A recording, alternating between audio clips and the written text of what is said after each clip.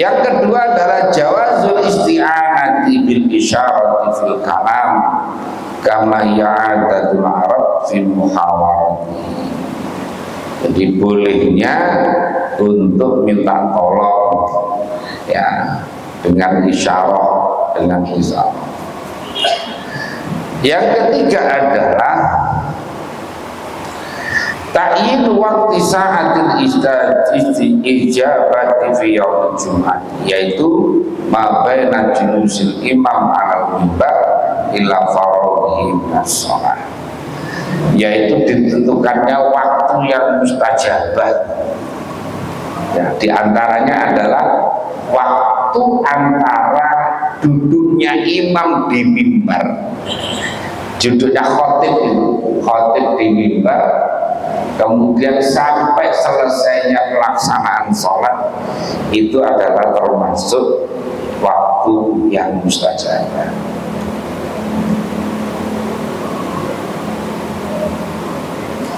Kemudian ada juga yang menerangkan bahwa waktu yang mustajabah itu adalah pada akhir hampir tenggelam, matahari mau tenggelam, kemudian atau antara maghrib, antara asar dengan maghrib itu. Ada juga yang sebelum subuh ya. Makanya kalau di dalam kitab Wasiatul Mustafa itu kalau ada orang malam itu sholat tahajud, sholat witir, kemudian masuk sholat subuh, sholat sunnah fajar. Sholat sunnah fajar itu sholat sunnah subuh ya, sholat sunnah subuh. Jadi sholat fajar itu ya sholat subuh. Jadi kalau ada orang itu sholat fajar, kemudian sholat subuh berjamaah, kemudian orang itu tidak pindah di tempat, tidak ngomong wiridan sampai terbitnya matahari.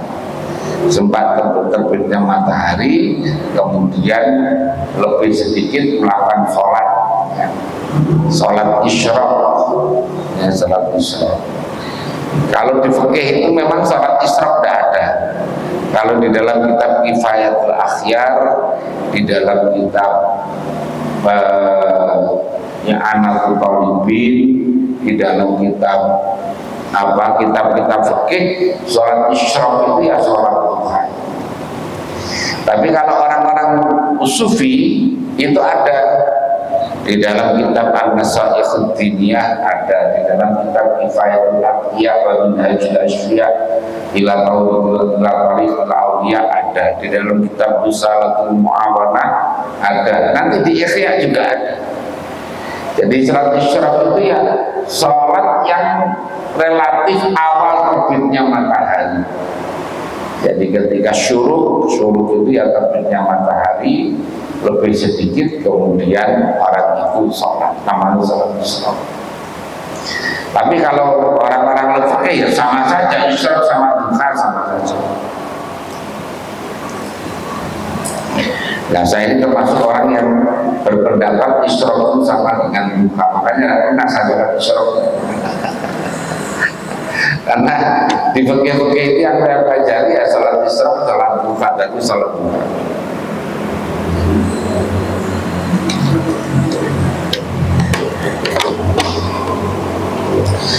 Yang keempat adalah syariatul Rasul musaddiqatun lil kutubil qadimah. Syariatnya Rasulullah itu membenarkan terhadap kitab-kitab yang dahulu, yaitu kitab Injil, kitab Taurat, kitab Zabur, dan suhuf-suhuf. Suhuf itu adalah lembaran-lembaran yang diberikan kepada para nabi. Makanya ada suhuf Ibrahim wa Musa, suhuf yang diberikan kepada Nabi Ibrahim dan Nabi Musa.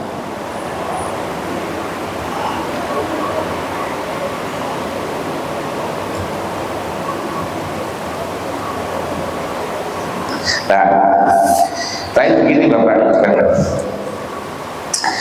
Sekarang ini ada fenomena orang itu kadang-kadang belajar gitu, kalau tidak ada gurunya betul-betul baik.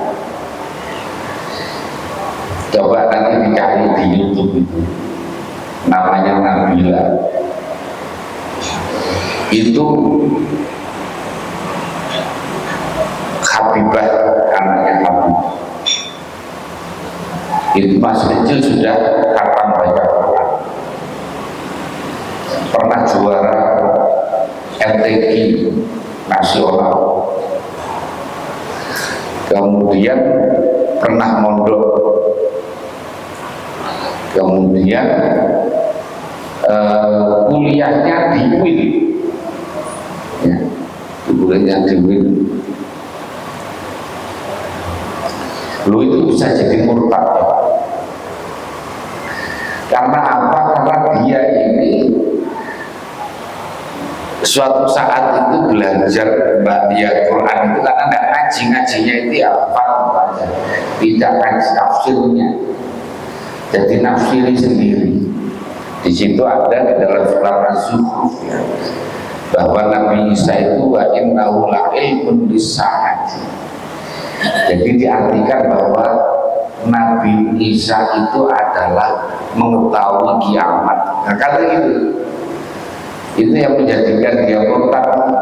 Karena apa? Dia menganggap Nabi Muhammad saja tidak tahu kiamat. Katanya yang tahu kiamat itu adalah Allah.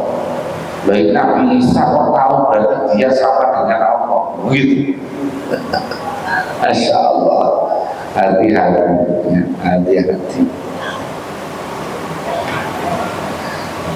Ada lagi itu siapa namanya, Humaila Hakim ya, itu hafidhah apal Quran, perempuan apal Quran, jurusan tetap juga mondok, juga jurusannya itu jurusan tafsir hadis.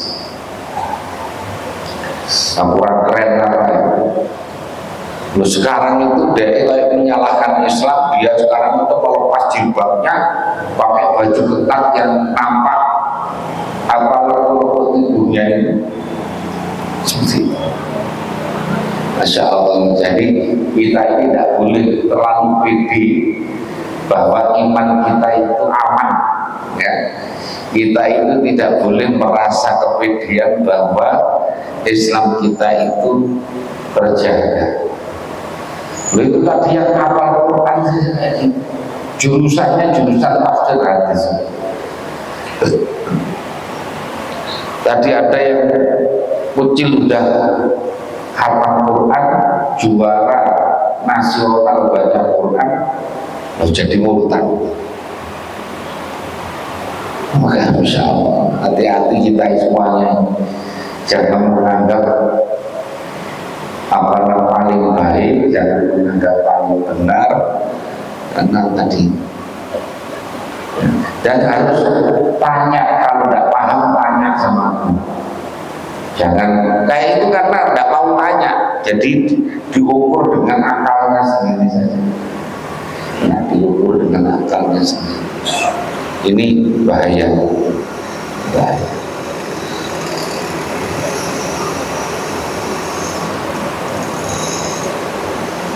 Ada lagi siapa dia pernah orang yang nganggep orang mengadakan maulid itu ya orang bodoh katanya. Karena apa? Karena Nabi itu ketika kecil itu tersesat. Itu yang orang yang ngurus-ngurus itu ya. Baca Quran aja gak lancar kan, berani ceramah mana-mana, hanya pintar mengolah kata. Karena dia belajar terjemahan. Gimana itu? Wa amma sa'ila falatadu amma dhaq, gimana?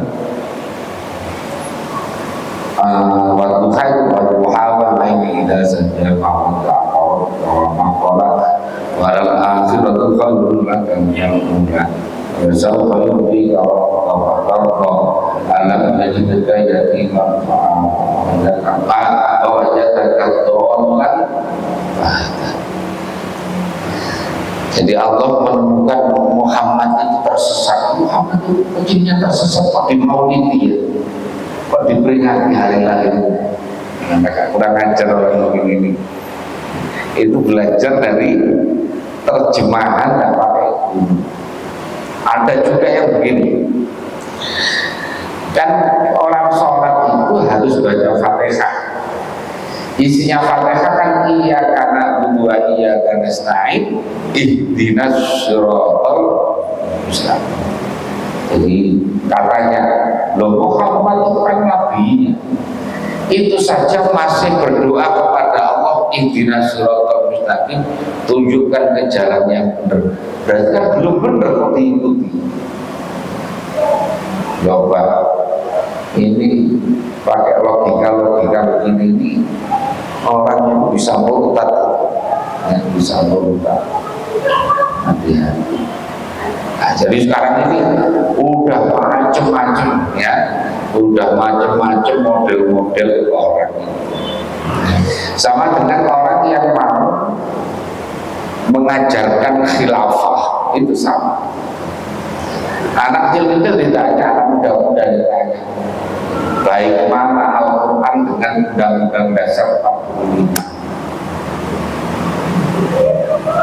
Gimana jawabnya? Jawabnya kan biasa, jawabnya ya mesti bagusan Al-Quran, kan gitu. Ini kalau dijawab. Kemudian diteruskan lagi. Kalau sekarang presidennya Prabowo, baik mana Prabowo sama Nabi Muhammad? Ya mesti jawabnya Nabi Muhammad. Kemudian akan ditanya lagi, Indonesia itu negara yang dasarnya Pancasila. Kira-kira baik mana dengan negara yang dasarnya Al-Quran hadis?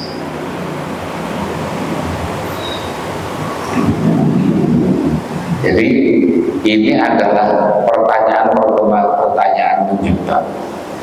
Jadi kalau ditanya bagaimana bagus mana Al-Quran sama Undang-Undang Dasar 45, itu tidak usah dijawab karena itu tidak apple to apple, tidak imbang, karena yang satu adalah kalamullah yang mesti benarnya, yang satu adalah hasil kebudayaan, hasil rumusan dari kebudayaan, dari nilai-nilai yang berkembang di masyarakat. Nah, sama pertanyaan yang kedua tadi, baiklah antara Pak Prabowo dengan Nabi Muhammad, itu dia tidak ya.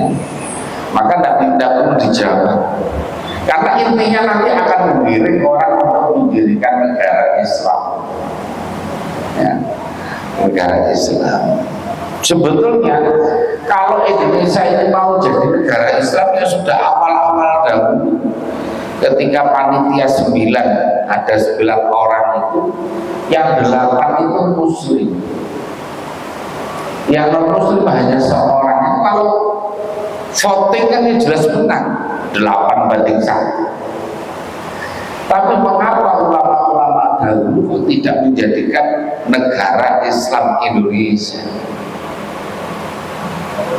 Nah, itu sudah melalui proses musyawarah dan proses istikharah, jadi tidak sembarangan. Nah, ini penting karena nanti kadang-kadang di masyarakat anak-anak ini akan ketemu dengan orang yang ngajak seperti itu. Nah, itu nanti yang disampaikan itu ayat-ayat perang, ayat-ayat perang.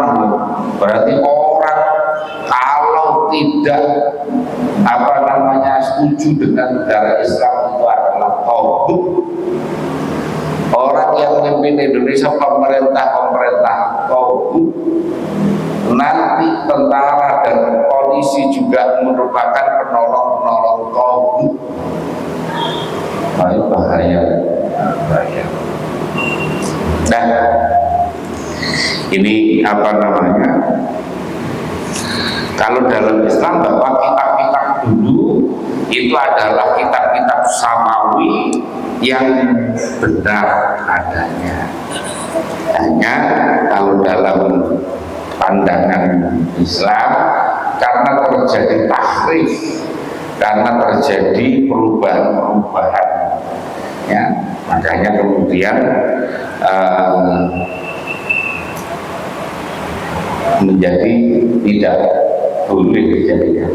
Makanya kalau dulu atau di dalam Al-Quran itu laki-laki yang muslim mestinya boleh nikah dengan ahli kitab, yaitu orang Yahudi dan orang Nasrani. Makanya dulu banyak sahabat-sahabat itu nikah dengan apa namanya, dengan orang-orang non-muslim itu. Utsman bin Affan pernah nikah sama perempuan Nasrani. Kemudian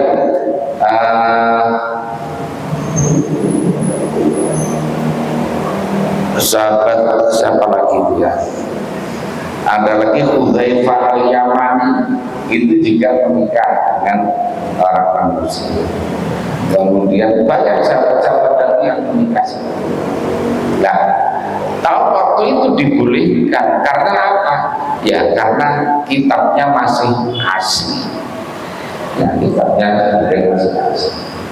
Nah, ketika sudah terjadi tahrif, terjadi perubahan, dan kemudian udah banyak yang tidak asli, makanya ulama-ulama mujtahid berpendapat baik dalam mazhab Maliki, mazhab Syafi'i, mazhab Hambali, tidak boleh orang laki-laki muslim menikah dengan perempuan Yahudi maupun Nasrani. Nah, padahal Al-Qurannya membolehkan, ya kan? Jadi ditafsiri kalau itu adalah yang masih asli. Kalau yang tidak asli, maka asli.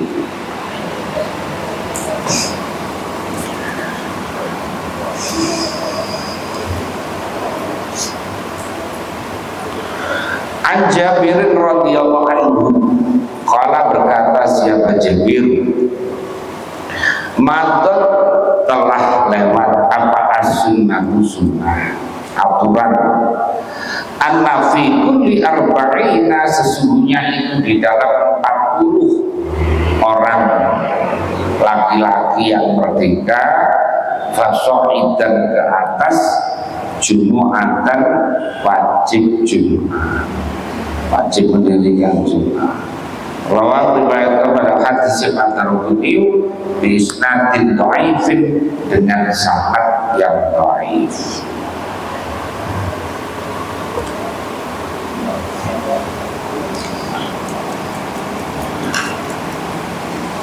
Nah, di dalam hadis ini menjelaskan tentang bayanul adatin dari tana'akidu bihil Jumat. Laqad akhadha bidzalika asy-Syafi'i wa Ahmadu wa taqaddama tafsiru dzalika. Jadi ini karena hadisnya adalah hadis dhaif, makanya ulama berbeda pendapat tentang jumlah orang yang wajib mendirikan Jumat. Kalau mazhab Hanafi itu 3 orang boleh, ya, 3 orang adakan Jumatan sendiri. Yang penting ada khotibnya, ada makmumnya. Kalau dalam mazhab Maliki minimal harus 12 orang, harus 12 orang. Selain imam berarti 13 dengan imam. Kalau dalam mazhab Syafi'i yang sama dengan mazhab Hambali minimal harus 40.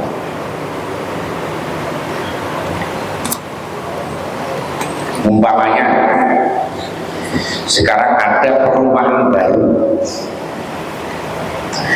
di kampung yang jauh dari yang lain, perumahan itu baru ada 30 kakak, baru ada 30 kakak. Nah, ini kalau dalam mazhab Syafi'i itu tidak wajib mendirikan Jumat. Karena apa? Karena kurang dari 40. Nah, ini kan sekarang kayak ada perumahan baru, ya, perumahan baru yang jauh, umpamanya atau di Malang atau Kalimantan atau Sumatera atau mana, Papua, yang baru ada orang umpamanya 30 kakak, Muslim semua. Ini kalau dalam mazhab Syafi'i ada wajib mendirikan Jumat, karena dalam mazhab Syafi'i itu orang yang mendirikan Jumat itu syaratnya adalah 40 orang yang merdeka, ya, yang ngerti tentang hal-hal yang berkaitan dengan Jumat. Jadi kalau tetapi Ashabus Syafi'i itu berpandangan bahwa orang itu tetap mengadakan Jumatan, tapi nanti ada sholat zuhur. Jadi Jumatannya tetap diadakan, walaupun kemudian harus mengulang dengan sholat,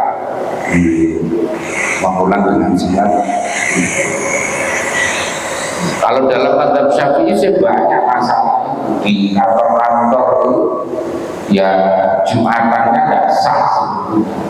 Ya, di kantor, di sekolah-sekolah, umpamanya kayak di SMA, SMP, adakan sekolah Jumatan sendiri. Itu kalau dari persyaratan tidak memenuhi syarat, karena syaratnya harus mustautin, harus orang yang bertempat tinggal, laki-laki merdeka dan orang yang mustautin. Mustautin itu artinya orang yang memang tempat tinggal di situ tidak untuk kembali. Kalau orang kayak ngontrak, umpamanya ada orang dari Jawa Tengah ke Depok, kerjanya umpamanya di Jakarta, dia memang kerja kontraknya di Depok, nanti mau pulang lagi ke Jawa Tengah, itu namanya mukim, bukan mustautin. Kalau mustautin itu orang yang memang sudah KTP sini, ya, KTP-nya adalah udah KTP sini. Jadi seandainya kemudian punya rumah di sini, mengembangkan di sini, jadi dia tidak ingin kembali lagi ke kampungnya, ke daerahnya. Nah, yang wajib Jumatan itu, yang wajib mendirikan Jumat itu mustautin, bukan mukim. Tapi kalau mukim, orang itu wajib Jumatan tapi tidak wajib mendirikan Jumat. Beda ya. Orang itu wajib Jumat, santri ini mukim. Ya, contohnya ini dari Rembang, dari Jawa Tengah.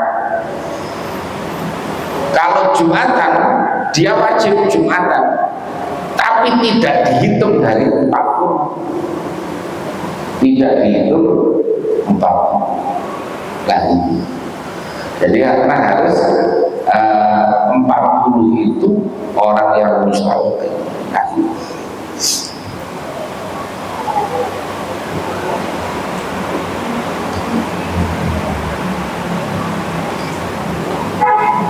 kantor-kantor itu sama sebetulnya itu. Jadi kalau bagaimana, ya mestinya itu ada sholat zuhur. Kalau enggak, berarti mestinya ikut mazhab yang lain. Umpamanya itu mazhab Hanafi yang tidak mensyaratkan harus istiqon, harus bertempat tinggal di situ. Nah,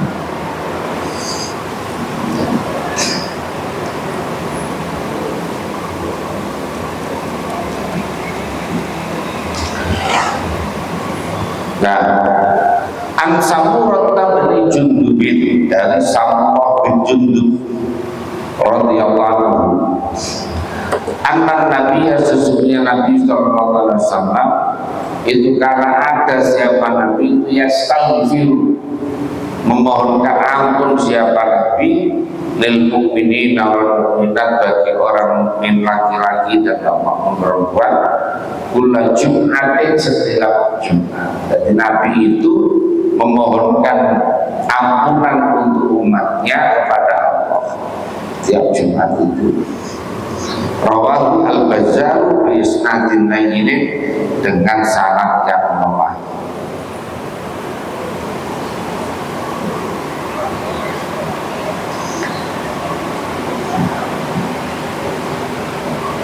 Disimpulkan bahwa masyru'iyat doa lil mukminin wal mukminat wal istighfar lahum. Jadi disyariatkannya orang itu untuk mendoakan kepada mukminin, mukminat, muslimin, muslimat. Bahkan kalau di dalam kitab Wasiatul Mustafa dan di dalam kitab Nasaihul Ibad, di sana ada begini: man qara'a khamsan wa isrina marratan, yaitu astaghfirullahaladzim li walidayya wa li jami'il muslimin wal muslimat wal mu'minin wal mu'minat al ahya'i minhum. Orang yang berdoa itu 25 kali seharinya, katabahullahu min awliyaihi, Allah mencatatnya sebagai bagian dari kekasihnya Allah. Orang yang dikasih oleh sebagian dari walinya Allah. Ini kalau ada orang tadi membaca astaghfirullahaladzim li walidayya wa li jami'il muslimin wal muslimat wal mu'minin wal mu'minat al ahya'i minhum wal amwat. Ya, jadi kalau bisa ditambah astagfirullahaladzim li walidayya wa li ashabil huquqi al wajibati alayya. Mau tambah lagi untuk para guru, wali masyayikhi wa asatidhi wali jawil muslimin wa muslimat wal mu'minin wal mu'minat al ahya'i minhum wal amwat. Jadi diamalkan sayang-sayang. Jadi astagfirullahaladzim li walidayya wa li jawil muslimin wa muslimat wal mu'minin wal mu'minat al ahya'i minhum wal amwat 25 kali. Boleh dicicil, yang suka kredit boleh. Jadi pada subuh 5, pada zuhur 5, pada asyar 5, pada maghrib 5, pada isya 5.